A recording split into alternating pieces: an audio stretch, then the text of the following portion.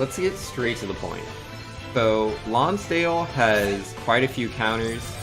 The main ones I think you need to look out for are the physical attack and casting a buff. Like, I try to use Divide Attention here, and I'm going to get messed up by Corporal Punishment.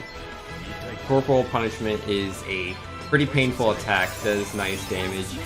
If you're even slightly low, there's a very good chance it's going to knock you out.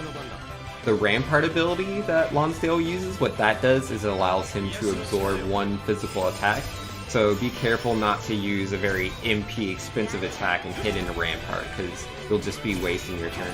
He can also gain BP every time you default, so be careful about that. He also has that Light of Justice attack, which is pretty decent. It's not as crazy as Corporal Punishment, but I guess it is light.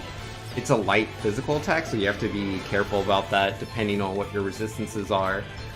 It can actually not be too damaging, though again, it just depends on how you've decided to build your characters. If you use buffs, it can be, you get the Corporal Punishment, but if you have Counter Savvy, you'll actually be just fine.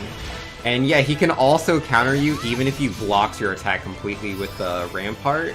So again, like, just be careful attacking physically. If you don't have Counter Savvy, you can be in a spot of bother. But it works both ways. Like, regardless of if you're doing a physical attack or if you're going for a buff, if you have Counter Savvy, it doesn't matter because he's doing the same counter either way, so you can dodge it completely with Counter Savvy, which again is a Ranger ability. So if you've leveled up your Ranger, you'll have a much easier time with this fight. Personally, I decided to use the Spirit Master, the Sword Master, the Oracle, and the Phantom for doing this fight, but honestly, you could go about this with quite a few different roles with different jobs. I think the Shield Master is much better here than the Sword Master. The Sword Master is trying to be my tank, but it can only do so much. If you use status ailments, that can be countered as well, and the boss will put up a wall. The wall increases his magical and physical defense each by 25%.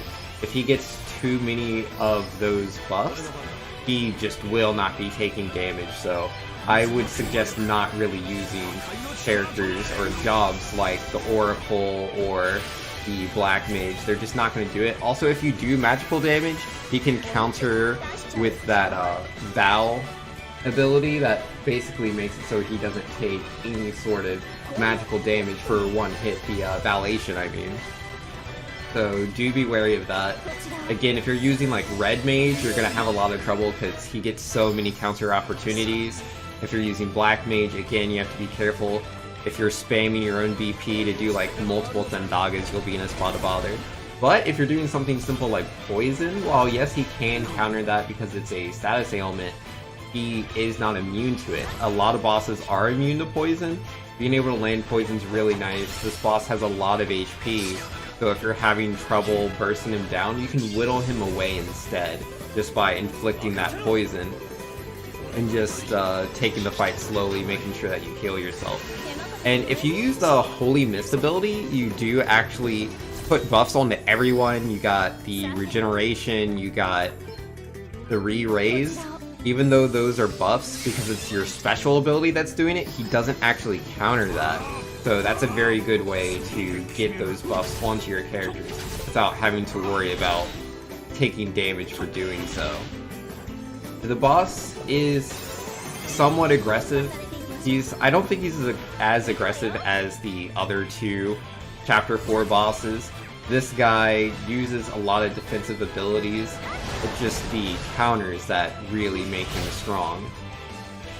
And then normally, when you knock out a boss, like between the phases I mean, like, because we just went from phase 1 to phase 2 here. Normally going into phase 2, you would see new counters or you would see more aggression. Personally, I didn't notice anything like that from the boss. It was the exact same thing all the way through phase 2. Going into the final phase of the fight, phase 3, as the boss is getting low in HP, again, he still has all the same counters. He doesn't have any new counters like a lot of bosses do. He does start using a new ability though, the Holy Light. It's very, very painful, very damaging.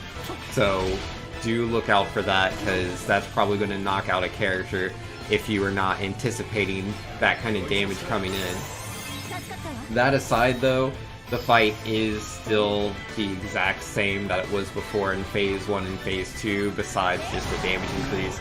So as long as you take your time, this is not a crazy fight, definitely doable.